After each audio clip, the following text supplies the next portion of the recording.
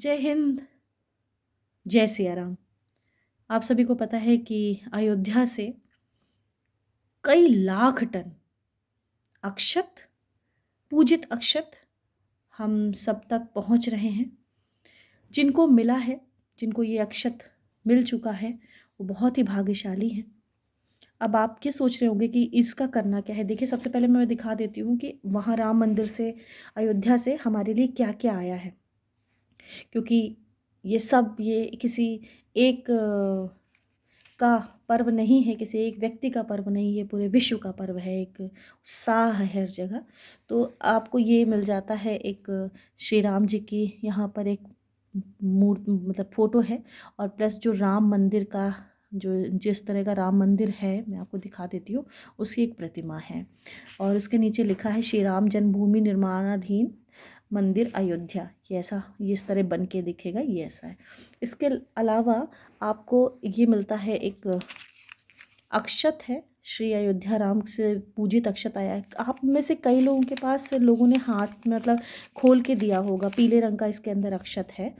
और ये काफ़ी जत्न से, काफ़ी मंत्रों द्वारा ये अभिमंत्रित एक तरह का अक्षत आपके पास आया है। ये एक तरह से इनविटेशन है हमें, हम सब तो वहाँ नहीं पहुँच सकते 22 तारीख को, तो एक तरह का इनविटेशन है। मैं बताऊँगी इसका करना क्या है।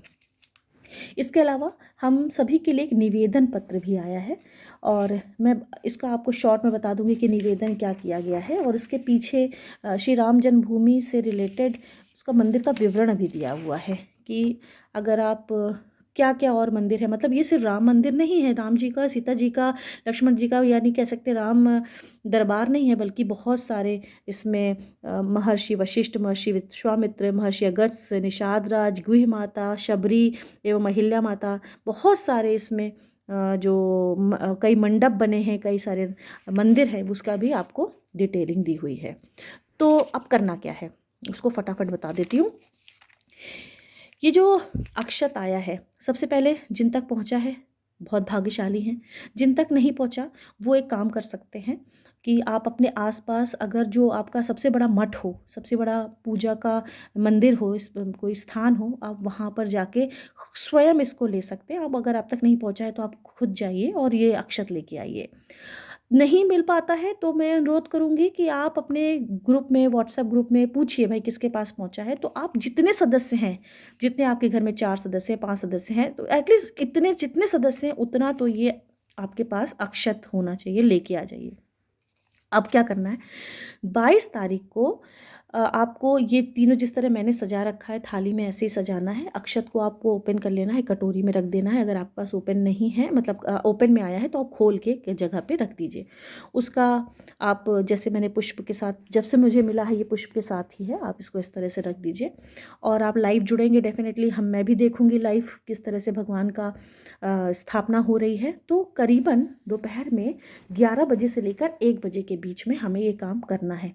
और मैं बेस्ट टाइम बताऊं तो 12 से 12:30 बजे के बीच का टाइम सबसे अच्छा है, बहुत अच्छा है। अभिजीत मुहूर्त है, और बहुत ही शुभ मुहूर्त में रामलला अपने महल में जा रहे हैं। तो आपको करना क्या है कि जो ये 12 से 12:30 बजे की, आप 11 से 1 के बीच में भी कर सकते हैं, लेकिन बेस्ट टाइम मैं बता रही हूँ 12 से 12:30 के बीच में आप इन अक्षतों को लीजिएगा। और आपका जो मंदिर है, जैसे ये मेरा मंदिर है, तो मैं अपने मंदिर में इसको छिड़क दूंगी। सबसे पहले मैं कहाँ छिड़कूंगी, सबसे पहले मैं अपने राम दरबार की तरफ जाऊंगी। अब देखिए, मेरे राम जी का जो दरबार है, मैं वहाँ पर उस अक्षत को डालूंगी, और इस प्रार्थना के साथ डालूंगी, कि इस प्रार्थना के साथ उनको समर्पित करूंगी कि उनका जो जो रामलला हमारे अयोध्या में विराजमान है, उनका कुछ अंश, उनकी कुछ तीव्रता, उनका कुछ आशीर्वाद मेरे इस घर में, जो मेरे रामलला स्थापित है, उन तक पहुँचे।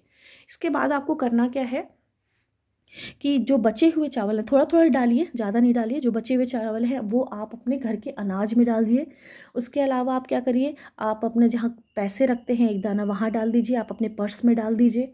और अगर आपके घर में ग्रह दोष है, बाधा है, आप मान लीजिए आपको ये शक होता है कि भाई मेरे घर में कुछ नेगेटिव शक्ति है, तो घर के चारों तरफ एक एक दाना डाल दीजिए। और इसके अलावा जितने भी लोग हैं आपके घर के, उन सबको प्रसाद के स्वरूप एक एक दाना इसे दे दीजिए, खा लें, मतलब वो उस चीज़ को ग्रहण भी कर सकते हैं। और मुझे लगता है कि हम 11 दिन का व्रत, हमारे प्रधानमंत्री भी रह रहे हैं, बहुत सारे हम, मेरे भाई बहन भी व्रत रह रहे होंगे, उपवास कर रहे होंगे कि रामलला के आने की हमारे अपने अंदर आध्यात्मिक जागृति लाने के लिए। अगर नहीं कर रहे तो एटलीस्ट मेरा आपसे विनम्र निवेदन है कि 22 तारीख को ज़रूर रखिए, फलाहार रखिए।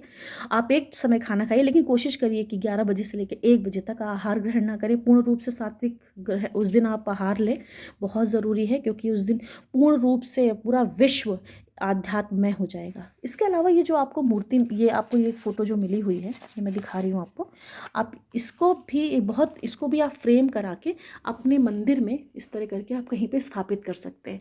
याद रखिए, ये एक ऐसा पल है जो हम लोग बहुत भाग्यशाली हैं कि हमें देखने को मिला है। 500 वर्षों की जो एक तपस्या है, हिंद सनातनियों का जो संघर्ष है वो पूर्ण हुआ है, और आप भाग्यशाली लोगों में से एक हैं जो ये शुभ पल को महसूस कर पा रहे हैं। हम अयोध्या में सशरीर उपस्थित नहीं रह सकते, लेकिन हम अपने भावनाओं से, अपने प्रेम के माध्यम से अपने भगवान से, अपने रामलला को का दर्शन कर सकते हैं, अपने हृदय की आंखों से दर्शन कर सकते हैं और उनका आशीर्वाद प्राप्त कर सकते हैं। तो एक बार पुनः हम सभी भारतीयों को, हम सभी सनातनियों को राम मंदिर की में जो हमारे राम जी आ रहे हैं, राम आएंगे वाला जो हमारा पूरा जो ट्रेंड चल रहा है, उसकी बहुत सारी शुभकामनाएं। जय हिंद।